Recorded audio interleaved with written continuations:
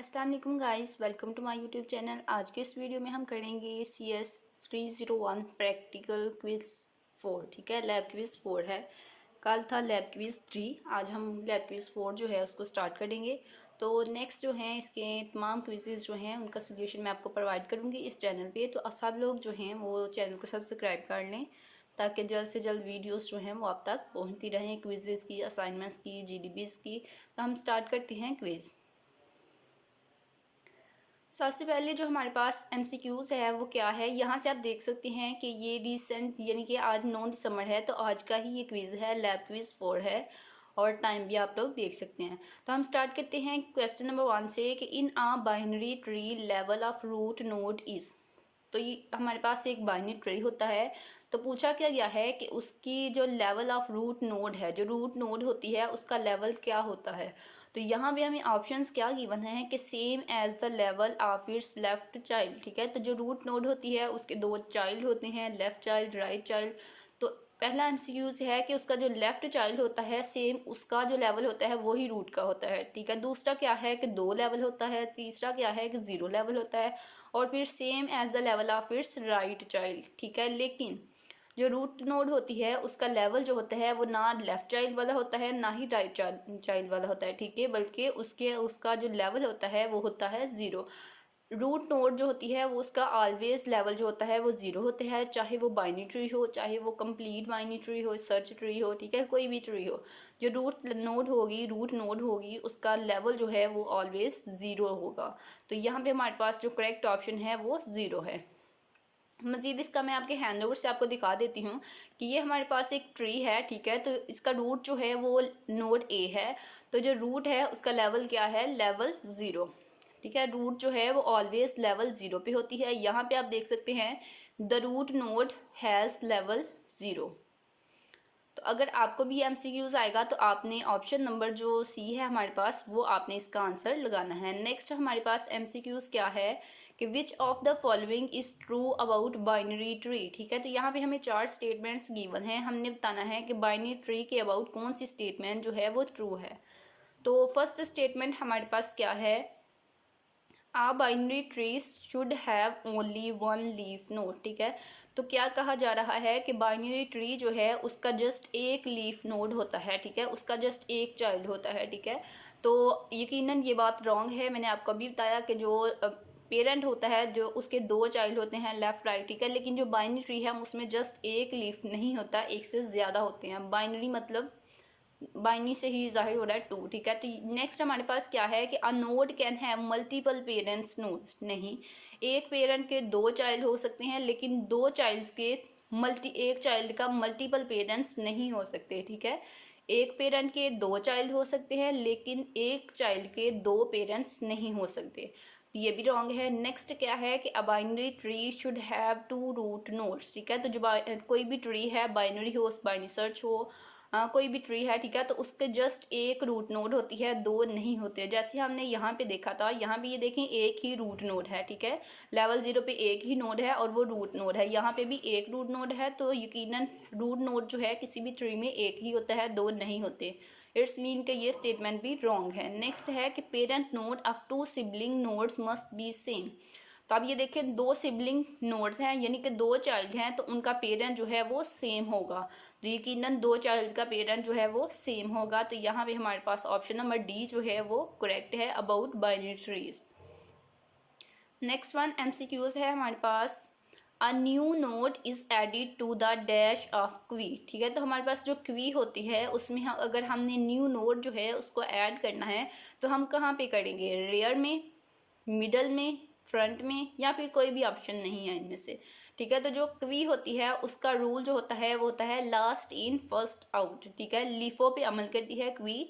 क्वी जो है लास्ट इन फर्स्ट आउट, तो जो लास्ट पे इन हुआ है, लास्ट पे जो एंटर हुआ है वो फर्स्ट इन होगा, फर्स्ट आउट होगा। ठीक है, तो इट्स मीन कि वो सबसे टॉप पे होगा ना, फ्रंट पे होगा। ठीक है, तभी जो लास्ट पे हमने ऐड किया है उसको फर्स्ट रिमूव करना है, तो वो इट्स मीन के फ्रंट पे हम ऐड करेंगे, तो फिर जब रिमूव करना होगा तब भी फ्रंट से ही रिमूव होगा। ठीक है, तो ऑप्शन नंबर C जो है वो यहाँ पे हमारे पास करेक्ट ऑप्शन है। नेक्स्ट वन MCQs है, MCQs नंबर 4। इसमें क्या है कि if there is a complete binary tree of depth 4, ठीक है, हमारे पास एक कंप्लीट बाइनरी ट्री है, उसकी डेप्थ जो है वो 4 है, the total number of nodes in it will be, तो हमने बताना है कि हमारे पास एक कंप्लीट बाइनरी ट्री है, उसकी डेप्थ 4 है, तो उसमें टोटल नंबर ऑफ नोड्स कितनी होंगी, ठीक है। तो कॉन्सेप्ट जो है वो आप लोग समझा करें।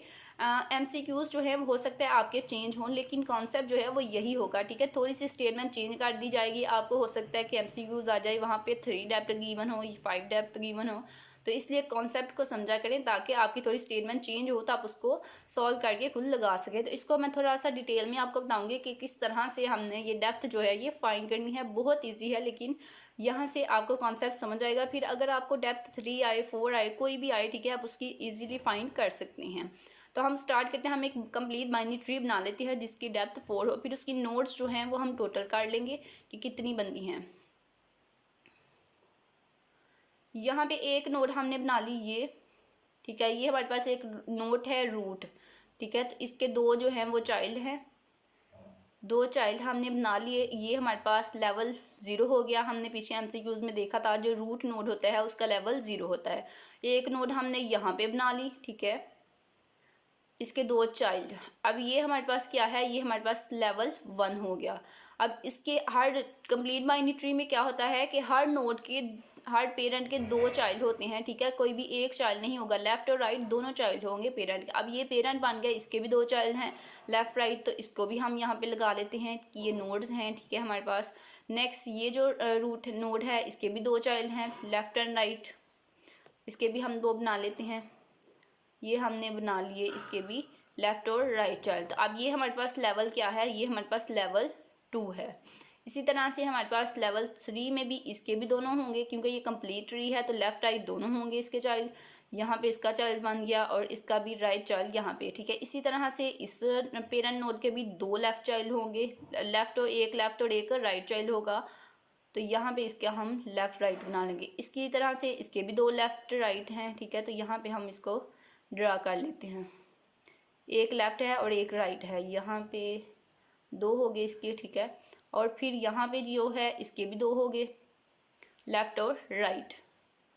तो ये हमारे पास अब कौन सा हो गया, ये हमारे पास थ्री वाली डेप्थ होगी, ठीक है। नेक्स्ट इससे एक और आगे जाएंगे एक स्टेप, ठीक है, तो इसके भी दो बनाए, तो ये अब हमारे पास जो डेप्थ आएगी इस डेप्थ में यहाँ पे जो आएंगी वो हमारे पास डेप्थ 4 होगी, ठीक है। तो इन तमाम नोड्स को अब आपने कैलकुलेट करना है, जैसे 1 2 3 4 5 6 7, ठीक है। लेवल 2 तक हमारे पास 7 नोड्स हो गई, 8 9 10 11 12 13 14 15, ठीक है। डेप्थ 3 तक हमारे पास 14 हो गई, और फिर इनके जो आगे हमने नोड्स जो है वो कैलकुलेट करनी है। तो हर जो नोड है पेरेंट नोड है उसके दो चाइल्ड होंगे, तो हमारे पास क्या हो जाएगा, 15 थे 16 17, इसके भी 18 19, इसके 20 21 22 23 24 25 26 27 28 29 और 30 31, ठीक है। तो हमारे पास कौन सा आंसर आएगा, 31, ठीक है। ऑप्शन नंबर डी जो है वो हमारे पास करेक्ट ऑप्शन आएगा। उम्मीद है कि क्लियर हो गया होगा आपका कॉन्सेप्ट। तो अब हम देखते हैं नेक्स्ट वन, MCQs नंबर 5। उसमें हमसे क्या पूछा गया है कि if there are two paths to reach the certain node, ठीक है, हम हमारे पास एक नोड है, उस पर रीच करने के लिए, उस नोड पे जाने के लिए हमारे पास टू पाथ हैं, then the data structure will be. तो उस हमारे पास एक नोड है, एक डाटा स्ट्रक्चर में इस तरह से है डाटा स्ट्रक्चर, उसमें एक नोड है और उस नोड पे जाने के लिए हमारे पास दो रास्ते हैं, दो रास्तों से हम उस नोड पे जा सकते हैं। तो इस डाटा स्ट्रक्चर को हम क्या कहेंगे, या किस डाटा स्ट्रक्चर में ये कॉन्सेप्ट होता है, उसको binary search tree, heap, simple tree या फिर ग्राफ, ठीक है। तो एक नोड है, उस पर दो वे से हम जा सकते हैं, दो रास्ते हैं उस नोड पे जाने के लिए। तो ये ट्री जो है उसमें इस तरह से नहीं होता, एक वे ही होता है एक नोड पे जाने के लिए। तो यहाँ पे दो वे है एक नोड पे जाने के लिए, तो इट्स मीन ये हमारे पास क्या होगा, ये हमारे पास ग्राफ होगा। ऑप्शन नंबर डी जो है वो हमारे पास करेक्ट ऑप्शन होगा। इसका रेफरेंस थोड़ा सा मैं आपको दिखा देती हूँ, यहाँ पे कहीं, यहाँ पे मैं आपको इसका रेफरेंस दिखा देती हूँ, अगर मुझे यहाँ पे मैं यहाँ पे आपको एज अ प्रूफ दिखा देती हूँ। टू पाथ हम राइट कर लेते हैं ताकि जल्दी से जो है वो आ जाए, अगर गिवन है तो। यहाँ पे ये देखिए कि there are two paths to go to node G पे जाने के लिए हमारे पास दो रास्ते हैं, तो इसमें क्या होगा, it is not a tree, ठीक है। तो नोड पे जाने, एक नोड पे जाने के लिए दो रास्ते हैं, तो ये ट्री में नहीं होता, ठीक है। तो ये क्या है, it may be a graph, ठीक है, ये ग्राफ में होता है। तो ऑप्शन नंबर कौन सा आपके पास करेक्ट है, option number D. Hopefully solution जो है वो आपके लिए हेल्पफुल रहा होगा, कॉन्सेप्ट आपका थोड़ा बहुत क्लियर हुआ होगा। यही एमसीक्यूज जो हैं वो आपके मिड टर्म्स के पेपर्स में पूछे जाएंगे, इसी तरह से क्वेश्चन मजीद क्विजेज में पूछे जाएंगे, तो कॉन्सेप्ट जो है उसको ज़रूर क्लियर किया करें। मजीद सोल्यूशंस के लिए आपने मेरे चैनल को सब्सक्राइब करना है, ताकि आपको क्विजेज के, असाइनमेंट्स के, जीडीबी के सोल्यूशंस इस चैनल पर मिलते रहें।